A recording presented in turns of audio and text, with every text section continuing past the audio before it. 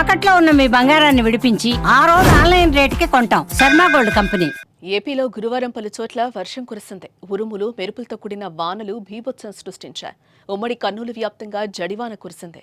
కర్నూలు నగరంతో పాటు పత్తికొండ, కోడుమూరు, డోన్, పాండ్యం, కొలిమికుండ్ల, పాపిలి తదితర మండలాల్లో ఉరుములు, మెరుపులతో కూడిన వర్షం కురిసింది.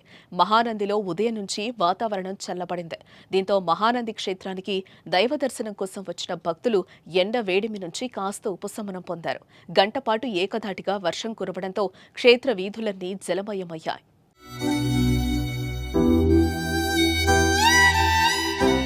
అలాగే ఎం తిమ్మాపురం, బుక్కాపురం, తంబడపల్లి, శ్రీనగరం గ్రామాల్లో ఈదురుగాలులకు పలుచోట్ల అరటి చెట్లు నేలకొరిగాయి. రైతులు ఆరబోసిన పసుపు దిగుబడి తడిసింది. ఎమ్మిగనూరు మండలం కందనాతి గ్రామంలో చంద్రరెడ్డి పొలంలో ఓ బాలుడు పిడుగుపాటుకు గురై చనిపోయాడు.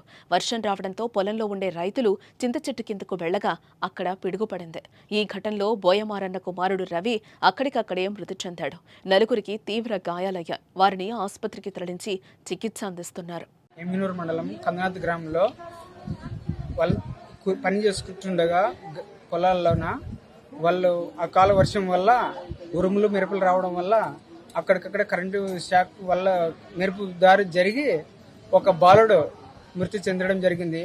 మిగతా వాళ్ళకి షాక్ తగలడం జరిగింది. ఇది అందరూ న్యాయం చేయాలని కోరుచున్నాం. కర్నూలు నగరంలో రాత్రి 7 గంటల నుంచి 9 గంటల వరకు కర్నూలు నగరంలో దాదాపు 2 గంటల సేపు వాన దంచికొట్టింది.